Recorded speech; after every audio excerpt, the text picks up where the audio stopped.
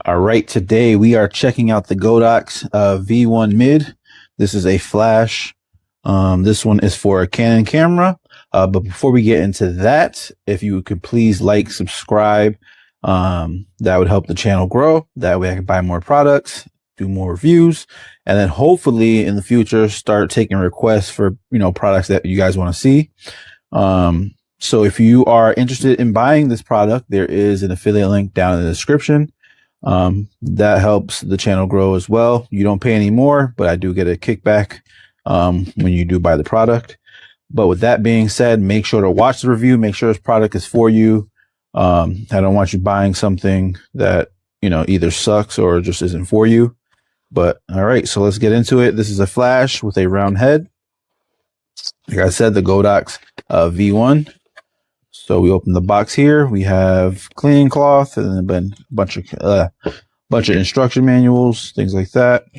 They threw in a brush.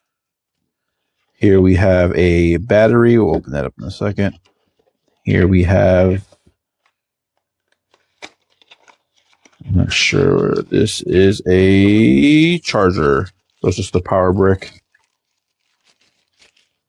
It's a cheap little power brick, nothing crazy. We have a USB to USB-C. Cool. All right, so then this is the actual flash right here. Let's make sure nothing else. Cool.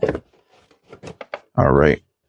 So we have that. Let's close this up. Did we check out the back of the box? We didn't check out the back of the box. It's all in Chinese. Oh, we have some English here.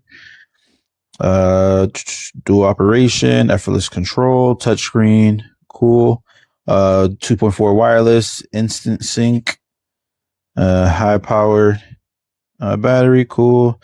Magnet mounts, so that's awesome. All right, so it actually comes in this very nice case. You can see that has a nice little pattern on it.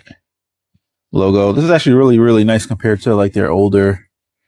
Well, I guess this is more of an expensive flash, but it is very nice. So, oh, looks like my screen protector came off in the case. Cool. That sucks.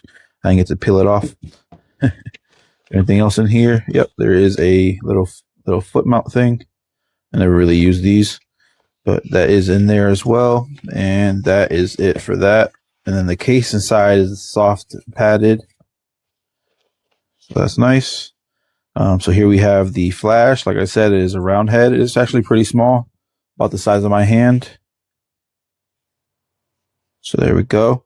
But this is supposed to be a really strong flash. You could do high-speed sync. I think it's up to like, I don't know, 1200 or something like that. I'm not too sure. I got to look at it again. But yeah, so we have the top here. Does this do anything? No. All right. So we have that. Here we have the side. Here's just a battery compartment. It's a little stiff, but that does open up. You can see that in there. Cool. We have the screen here. We have the flash test button. Then we have power button. Then we have a lock. Oh, that's pretty cool. I like that. So you can lock it right onto the camera. And you just hold this button and you can unlock it. Here we have a sync for a sync cable, and then we have a USB-C, so we can upgrade it. And then we have the I always forget what this thing is called, but to measure the distance for the TTL. But yeah, so we can up and down and even back. I like that. That's a good amount. And then we can twist. There we go. All right. So let's pop this battery and hopefully there is charge in it. There should be. So let's check out the battery. It has the connectors, and then it also has a USB-C right there. So you can charge the battery. And then it also has this little pull tab, so you can easily pull out this battery. So that's good. All right. So we will put that in here. Doesn't lock in? No. Kind of locks in, but kind of doesn't. So I guess we just push it down, close it. Cool. All right, let's push this power button. As soon as we turn it on, we get a menu for language, so Chinese or English. Rotate this dial to unlock. So there we go. And the battery's almost dead. But we do have the test button here. Boom, so we can make that flash. It is touchscreen as well. So there we go. Let's see, home button. So we have, okay, I guess I don't know what that means. Kind of just sends it. All right, so receiver. So you can use this also to set off flashes. So that is good. And then we also have a receiver, so you can receive from another, like trigger. And then we have our menu. So our menu here, sender flash on, power type. So it goes down. Okay, let me see. TCM. And then you can change it from feet to meters. Standby mode is on. You can turn that on and off. What else? Auto power off. So you can set it from 30 to 60 to 90. So cool. Back up 60. The model light. I'm not sure how to turn that on. I do see that right there. That has to be the model light right there. Screen. So you can have the screen. You can change the brightness. And then also you can set it to how long before it dims down. So 30 seconds, a minute, 2 minutes, 3 minutes. Dual or dial unlock we saw earlier. So you can turn that on and off. That's pretty cool. Language, factory reset, and then info. So that's pretty cool. Let me get a trigger just to try it, and then also another flash so we can set off both. So I'll be right back. All right, so here I have another flash right here. This is the AD200 Pro. If you hit the sender, here we go. The menu pops up. If you can see, they're already synced up. So if you can change the output, so you see that, that's pretty cool. And then if we hit this tester, it'll also go off too. So that's pretty cool. And then we can also do, this could be the receiver. Not sure.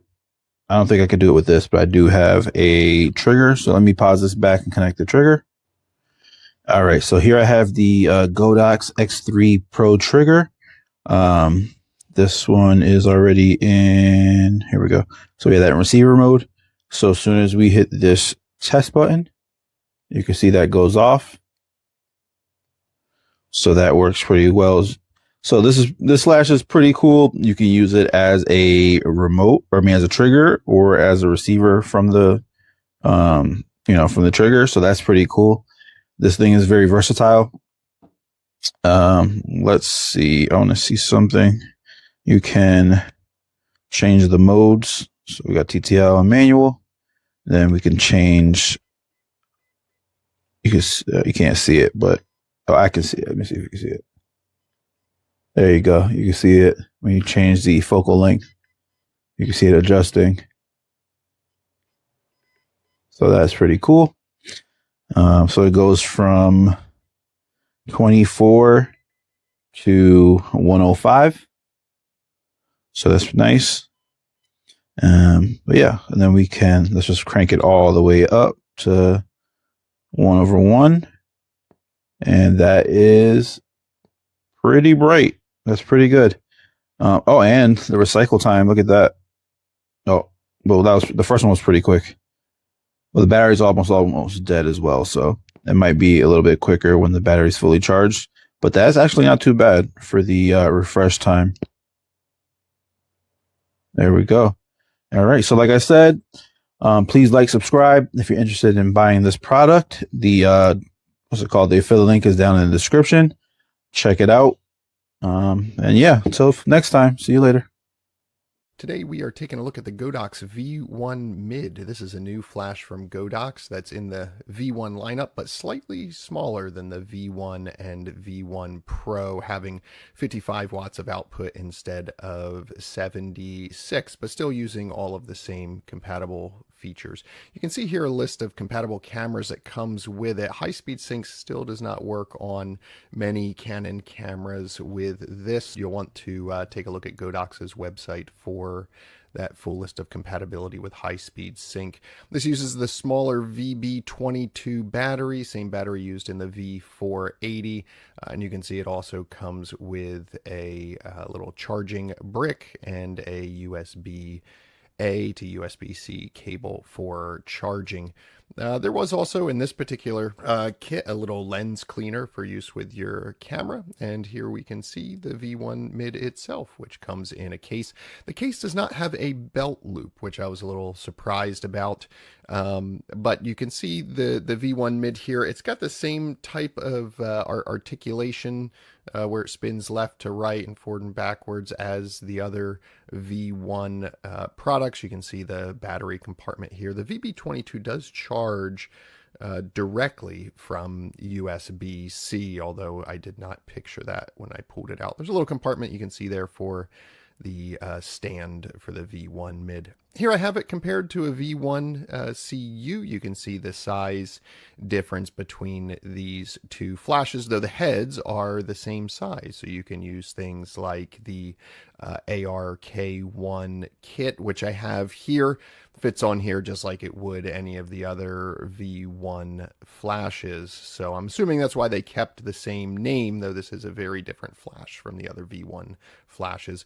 Booting it up here, you have minimal buttons, really a dial with a set button in the middle and a power button. Everything else is done via the touch screen, including drag. You swipe down to get to the menu where you can adjust the settings for the camera between front curtain, rear curtain sync, and high speed sync, or you could put it into slave mode. So you can turn on and off beeping, as well as turning on and off the modeling lamp, which you slide up and down to adjust the brightness on that. So swiping to the left, you can switch between just the regular Wi-Fi off or on-camera mode, sender mode if you're going to trigger other flashes with it, or receiver mode if you're going to trigger this from a Godox trigger if you want to use it off camera. So switching between the different types, you can have it at the normal 1/1 for full power, or you could switch to this mode where it's 1 to 10. A few settings you'll probably want to turn on in this is TCM, TTL convert to manual. So anytime you're switching back and forth, it'll keep your last TTL setting. When you convert over to manual, you can change it to feet. And you can change to interrupt for the modeling lamp, meaning when you go to take a picture, if you have the modeling lamp on, it will temporarily turn that modeling lamp off, flash, and then turn the modeling lamp back on. So those are settings that I like to configure out of the box if they are not pre-configured that way, which this was not. Connecting here to my Canon R50, going into the menu settings on the Canon, I can go ahead and control the flash from the Canon menu itself, so I can convert between manual and ETTL, and it'll send the appropriate setting to the flash and adjust it. Here you can see with the X3 Pro, hooking it up to the V1 Mid in receiver mode, it will trigger the V1. And here I'm going ahead and plugging this into an S3 bracket, which it does fit, but compared to the regular V1, this has a very minimal lip that actually grips inside that S3 bracket. So it does work, but it's not the greatest. Do like this V1 Mid flash. It is my new go-to flash just due to its size and power output. It's a great range for a great price.